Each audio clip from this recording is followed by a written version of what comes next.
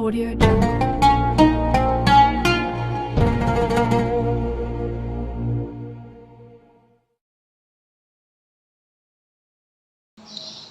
Assalamualaikum warahmatullahi wabarakatuh. Bismillahirrahmanirrahim. Alhamdulillah wala hawla wala quwwata illa billah. Allahumma salli wa sallim ala sayyidina Muhammadin miftahi babi rahmatillah adada ma fi ilmillah. Salatan wa salamaini bidawami mulkillah wa ala alihi wa sahbihi wa man wala. Pertama-tama marilah kita senantiasa tiada bosan-bosannya untuk mengucapkan kalimat alhamdulillah atas berbagai nikmat dan karunia yang senantiasa Allah berikan kepada kita baik lahir maupun batin. Semoga Allah selalu menolong kita untuk berbuat taat kepadanya dan menjauhi daripada apa yang dilarangnya. Dan mudah-mudahan dengan senantiasa kita dapat beristiqamah dalam satu majelis ilmu. Mudah-mudahan Allah sehatkan badan kita, Allah murahkan kita rezeki yang halal lagi banyak, Allah panjangkan umur kita dalam ketaatan, Allah hindarkan kita daripada berbagai macam bala dan penyakit. Dan kita senantiasa berharap mudah-mudahan dosa-dosa dan kesalahan-kesalahan baik pada diri kita, pada keluarga kita, kedua orang tua kita, guru-guru kita, jiran-jiran tetangga kita diampuni oleh Allah Subhanahu wa taala sehingga nantinya kita memperoleh suatu keberuntungan baik di dunia terlebih lagi di akhirat. Amin ya rabbal alamin. Kemudian salawat dan salam tak lupa kita aturkan kepada baginda Rasulullah sallallahu alaihi wasallam, keluarga dan sahabat beliau serta beliau ila yaumil qiyamah. Yang sama-sama kita hormati para tutuha kita, para alim ulama, kemudian yang ulun hormati dan yang ulun muliakan para pencinta pengajian majelis taklim Langgar Asyifa yang insyaallah senantiasa dalam curahan rahmat dan ampunannya Allah Subhanahu wa taala. Qala al-musannif rahimahullahu taala ma dama nafa'a bi ulumi biddarin amin. Selanjutnya kita menyambung daripada masalah uraian mengenai daripada masalah rukun salat. Di sini disebutkan masalah tanbih. Tanbih itu artinya memberikan perhatian dengan diri kita. Niat wajib besertaan dengan takbiratul ihram dan wajib menghadirkan niat secara rinci pada seluruh takbir menurut daripada pendapat yang mu'tamad. Jadi kalau yang mu'tamadnya ketika kita mengangkat takbir itu di setiap ketika kita mengucapkan Allahu Akbar tuh rincinya tuh bujur-bujur. Nah ini ngalih kayaknya nih. Nah, artinya apa? Agak berat kita.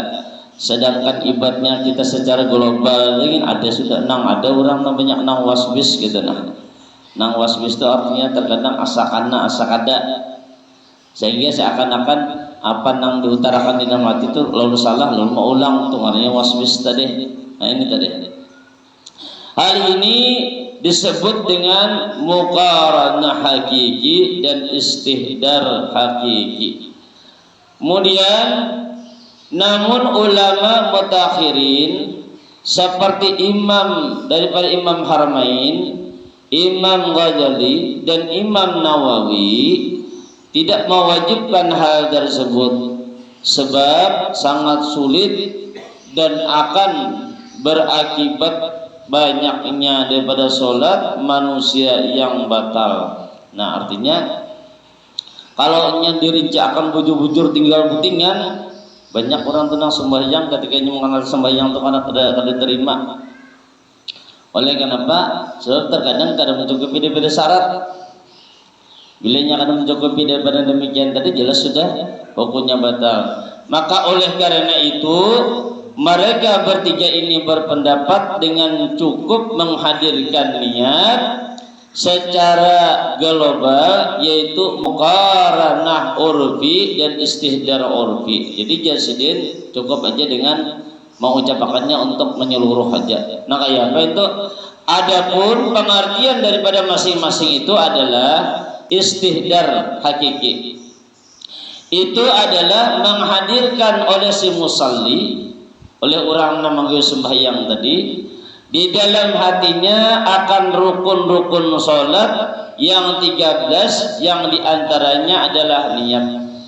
Dan wajib oleh mendatangkan daripada rukun tersebut secara terperinci dengan maksud tiap-tiap rukun dengan zatnya secara khusus, dan jadilah kelakuan sholat itu seluruhnya seolah-olah di hadapannya seperti pengantin. Jadi kita menikmati bujur. Nah, jadi disebutkan kemarin kan yang namanya rukun 13 itu kan terbagi kemarin menjadi 4 bagian. Ada yang namanya rukun qalbi,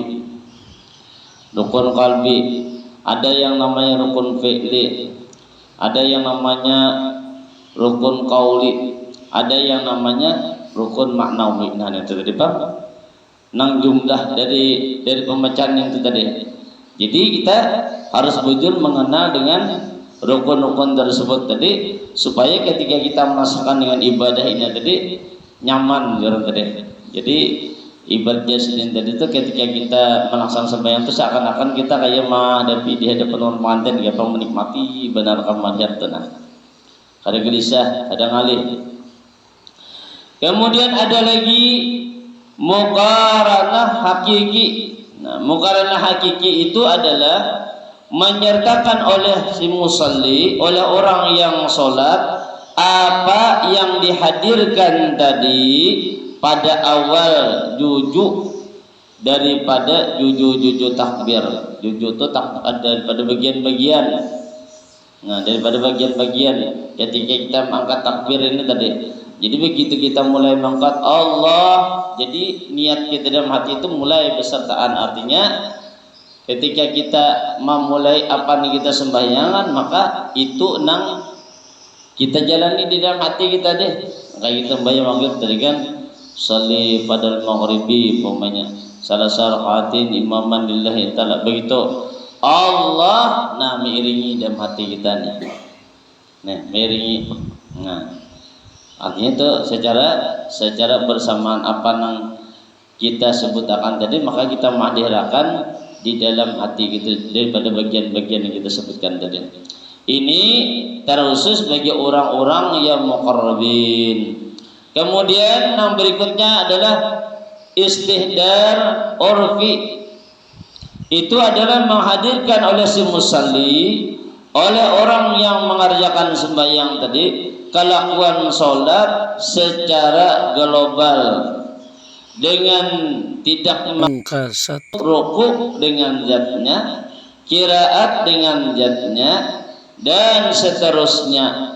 Tapi mengkasat musalli, orang sembahyang tadi akan memperbuat sholat dan menentukan sholatnya seumpama zuhur atau asar dan menyatakan fardu. Jadi dalam arti global itu kita cukup tiga mengambil, makanya usalli pada zuhri cukup. Kada perlu kita rinci benar, kada perlu merinciakannya seakan-akan kan mengalihkan kita. Ya Allah nah nang rinci benar mulai dari kita umpamanya dilengkapkan seperti sunat kita buat usalli pada zuhri arba takbiratin. Global itu ambil nang wajibnya usalli pada zuhri, sudah nyaman benar pula, jadi cepat. Ada ujat-ujat lagi dengan orang yang santai langsung, jadi nyaman. Jadi kita sudah tahu caranya. Jadi ada berbangun ngalih lagi, jangan ambil nang ngalih ya Allah, udah nyaman aja. Oleh kita kalau kena akhirnya timbul menimbulkan sifat was-was ini kita hindarkan benar tuh. Bila kita mulai kita lalu hendak bakal lanjutan nak bertarusan langsung. Yang demikian ini yang layak bagi keelokan syariat sekalipun, yang awal adalah muktamad dalam mazhab Imam Syafi'i. Jadi walaupun ibaratnya pada nang kaya selengkap nang kaya di awal nang diriakan bujur-bujur habis munnya kawan nang kaya itu bagus bang juga munnya kawan. Tapi mun kita nang ibad yang alih mambil nyaman gin, yang penting apa nih kita gawe tadi mencukupi aja atau sahaja tuh. Yang penting kada merusak dari ibadah kita. Perhatian, ketahuilah bahwa waswas atau waswis ketika takbiratul ihram adalah permainannya syaitan. Permainan syaitan itu artinya kita dibisiki aja. Makanya begitu kita terkadang membaca surah atau kita bertakbir tuh di hati kita tuh kayak ada yang membisiki salah, kurang pas, segala macam kan ada terasa kita nih. Padahal tuh syaitan mau main kita nih. Salah, ulangi, aku mau ulangi nih teman tadi tak. Salah jangan bisiki. Padahal pun kita akan merawakannya apa? Cuma terkadang kita ini menuruti dengan apa yang berada di bisik dan dada kita. Ini kita nang betatarusan lagi nak. Dan orang yang waswis atau waswas itu menunjukkan bahwa dia adalah orang yang terganggu akalnya dan bodoh dalam agama. Jadi dikatakan orang itu terganggu di akal. Pian melihat orang nang subah nang kabangatan waswasnya lah, nang waswisnya. Ada dulu di pondok tuh tajapai bajunya aja nah, bajunya ini tajapai asal rijat tapasnya. Begitu baudu nih. Nya kan kami tuh kolam, ada nang bakaran, ada nang kolam. Bakaran ini kan terlalu banyak benar bang. Ada kolam ini karena luas kayaknya. Jadi bila orang bodoh ini kan daftar nih. Cuma kan boleh bang batis dimasukkan ke situnya, dicibukan ini sedangkan orang bila batis, ya. Lawan bila bakal kumur jangan dibuat dari situ juga. Jadi bila bakal kumur tak keluar katuan keluar katuan, dia kumur baru situ sari orang benar. Artinya kada boleh. Jadi yang ngarannya orang waswis, jadi bilanya nak bodoh kan selalunya digigihnya kan. Begitunya mangkat nah. Begitunya mangkat kini dicipai kawan jak sedikit tak di muka ini kan jadi ulah. Ada dicipai gitu. Ini artinya orang ini tangga gue benar ya, kalau tangga gue benar. Kan? Padahal kan mana dirinya nih diunjai aja. Cipai orang kayak itu aja bahasa ulang ya. Ini. Bahkan ada dulu nang orangnya saking was-wasnya ditapak apa pengasuh ada sini di belakang. Ini bilian wani ibaratnya orang tuh nang alih benar mangkat takbir tapak di belakang ada bapak supaya menangkan setannya tadi. Ini ada nang orang lambatnya nang kayak tak siksa aja kita kayak apa model itu nah. Begitu mangkat takbir dan tersiksa. Bahkan ada nang memakai gerakan-gerakan nang alih lu membayangkannya tuh nah. Pokoknya mun wadah kita ini bisa mendingan pian. Ini pokoknya kayak di pondok-pondok tuh ada aja nak kelakuan macam-macamnya. Sakingnya mahnya teh gitu timbul waswisnya tuh. Lalu bila orang kayak nak alihnya angkat alih badan nih maka enggak terjadi tuh tapak kita tapak langsung belakang maju tuh langsung awak tuh nya. Mun kita wani menepaknya. Bagi banyak imam yang lama-lama kita beli tapak di belakang sini. Ada dari pengen membuangkan setannya gitu. Itu udah sebujur kan kejadian itu tuh. Pak tapak langsung, ampih langsung. Nah nih, ini ampih langsung. Keluar langsung. Sebagian pikirannya jadi bilanya maksudnya berikutnya setapak orang pulangnya belakang mana mau ada maya kita kanak itu. Kalau pikirannya kalau nang sebelumnya aja karena tapak sudah ini kan tapak pulang kan tadi. Jadi macam-macam. Amun kita namanya kelakuan tuh ada na orang ketika ini mangkat takbir ulah gitu nah ulah ini menganakan ada juga kan nah pokoknya biar bahari jurun kada ada bang baik-baik ini bang ada boleh jangannya ada pen bang unik tuh bang kita melihat itu mengaji itu kalau di anu akan benar dimasukkan ke hati dan akan benar tapi di sininya kan dimakannya pikirannya ya Allah lalu itu salah jadinya. Yang gitu kan pikiran kita menakan, hati ini menakan juga supaya jangan kita tersalah menggawinya kena. Nang alihnya tadi itu di bangkot. Sehingga ini bila ini berkumpul orang tu takutan terus resah. Ada orang nak itu pian, ulun ada nang tetamu di buntok ada nak itu. Memang wadah kita sini kan ada wadahnya. Ulun bilang Malaysia itu satih benar, hendak ditapak kalau pina terpilih sini ya tu kan orangnya tu ya. Jangankanlah berkumpulan orang, kita lihatkan semua yang sawanan gitu. Ya Allah, hai ulun melihat tu nak kita siksa benar biar. Nah, kita siksa tadi bang tuh bacaan tablik yang ini di sini. Makanya ring, ulun pernah kan itu bagaimana termasuk banu asyiknya kadang ketahuan tu nah. Menyunat jata bagaimana tu. Tablik bulik terus sama ulun ha. Kasihan bujur dengan ini. Jadi kasihan bujur yang lain tu. Kena bulik padahal pas jam sih tu. Cuma si ini marasan kayak kada pas. Ini tadi sakit benar lah. Lalu dikatakan bahwasanya Asyikh Abu Hasan As-Sajili mengajarkan kepada muridnya untuk mengusir daripada nang waswis tadi, nang waswas dan hatar jahat menjelang daripada solat. Nah, daripada sidin caranya bagi orang nang alih mangkat takbir, alih membaca tabulik-bulik terus ni nah. Jadi pada sidin caranya kayak apa? Caranya sidin hendaklah seorang nang musalli, orang nang mengerjakan sembahyang yang ingin sholat sebelum bertakbiratul ihram meletakkan tangan kanan di dadanya. Ini bagi orang nang waswas tadi bacaannya sidin. Jadi sebelum sembahyang andak tangan di sebelah kanan dada kita nah, dan membaca napanin baca Subhanal Malikil Quddus Al Khalaqil Fa'ali. Nah itu dibaca. Ada panjang bang. Nah dibaca ini. Jadi dibaca Subhanal Malikil Quddus Al Khalaqil Fa'ali. Dibaca sidin 7 kali. Lancar juga jangan pilih nyaring bagaimana ibaratnya Allah nang jadi iman.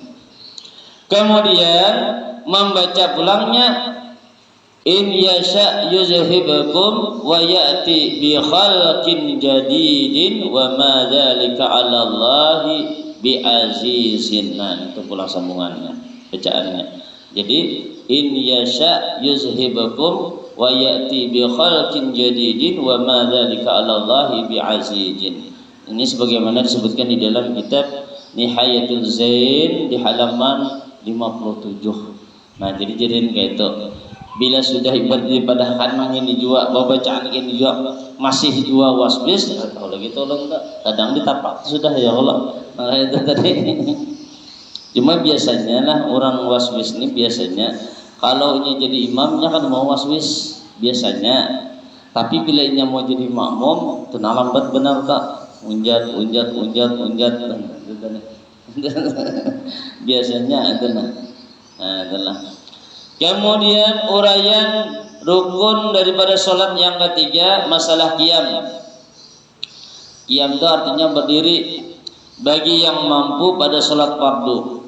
Hanya saja qiyam ini diakhirkan dari niat dan takbir, padahal qiyam itu lebih dahulu daripada niat dan takbir. Kenapa? Sebab karena niat dan takbir adalah dua rukun pada tiap-tiap sholat.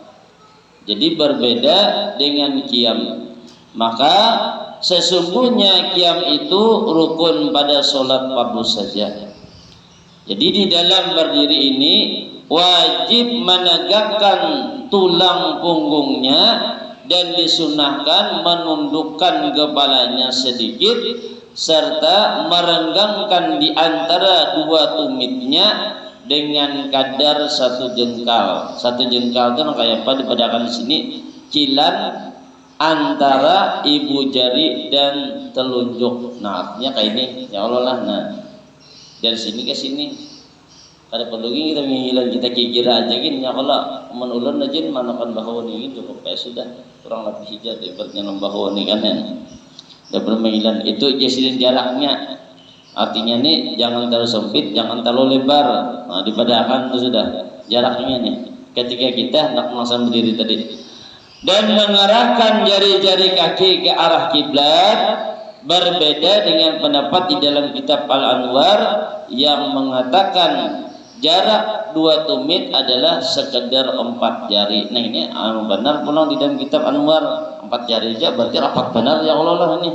Nah kerapatan pulang rasa Allah. Jadi jasidin ketika kita berdiri ingati jari tumit kita ini bujur-bujur menghadap sabartanya kiblat, kada pencong-pencong kada bujur-bujur. Nah, lurus bujur-bujur menghadap kiblat. Dan makruh memajukan salah satu kaki dalam berdiri dan merapatkan kedua kaki dalam berdiri.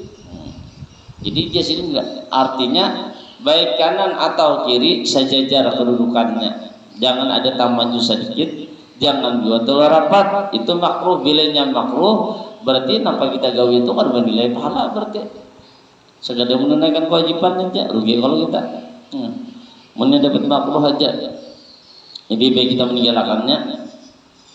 Perhatian, banyak di zaman sekarang orang yang meremehkan di dalam masalah qiyam, yakni dalam masalah berdiri dalam sholat. Bahkan orang-orang yang bertitel ustaz, mereka tidak memperhatikan arah dan jarak kaki mereka. Jadi asalan begitu nak sembahyang maju aja ibaratnya, berdiri aja biasa aja. Kadang perhatikan ini tadi, nang tanda-tanda yang disuruh ini tadi.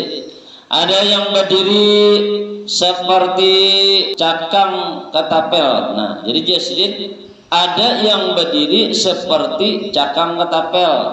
Kayak ketapel itu kan kayak tolongnya lah, kayak ini. Yang lah, artinya begitu orang berdiri ini batisnya nah. Orang seharusnya kayak ini, batang ini diulang-ulang ini. Nah, ini. Yang lah ini, kalau kayak ini lulus gini terjadi lah. Begitu masuk, begitu hendak sembahyang, baik jadi makmum atau jadi imam langsung berdiri batis salat mandok ini. Sudah pada kasih Allah. Artinya ini sembarangan dah artinya nih. Nang kaya cakang ketapel sidin, kaya cakang kat apa kita nyebut ketikan lah. Ketikan kalau lah. Nah, kakinya maju ulang. Nah, jadi kakinya maju sebelah dan sebagainya.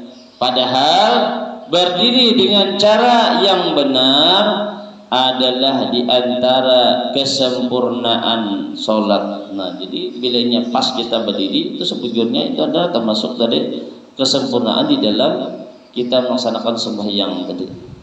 Berarti apa? Berarti kita kada boleh sembarangan. Ya Allah lah kada boleh sembarangan.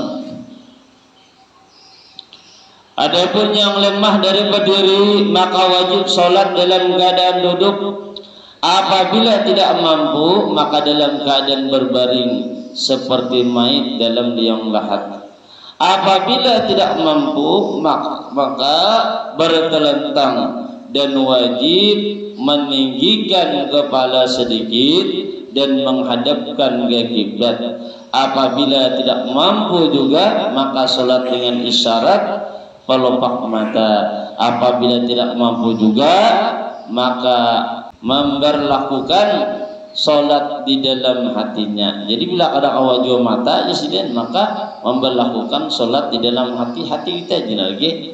Nah, maka tidaklah lepas daripada kewajiban selama masih berakal. Jadi bila kita masih ada akal, kada lepas kewajiban kita di dalam melaksanakan sembahyang. Adapun salat sunat maka sesungguhnya qiyam itu disunahkan bukan wajib.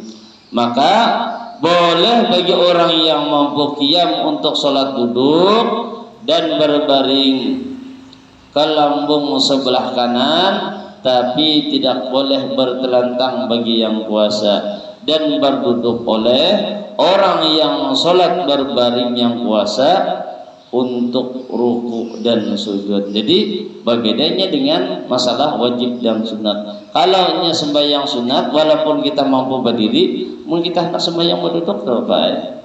Nah, ini masalah. Tapi bila umpamanya masalah wajib, orangnya mampu berdiri, kadang pun berdiri, umpamanya berduduk, maka kada diperbolehkan. Hal demikian tadi. Bilanya berkemampuan dan demikian. Nah mungkin ini yang dapat saya sampaikan, mudah-mudahan ada faedah dan manfaat dari kita semua. Terima kasih atas perhatian dan mohon maaf atas kekurangan dan kesilapan serta kesalahan. Wallahu a'lam. Assalamualaikum warahmatullahi wabarakatuh. Allahumma salli ala sayyidina Muhammad. Allahumma salli ala rasulika sayyidina Muhammad. Allahumma salli ala rasulika sayyidina wa habibina wa syafiina wa maulana Muhammad. Ada pertanyaan enggak? Mau ada silahkan. Terima kasih telah menonton. Semoga bermanfaat. Jangan lupa subscribe, like, komen, dan share. Barakaullah.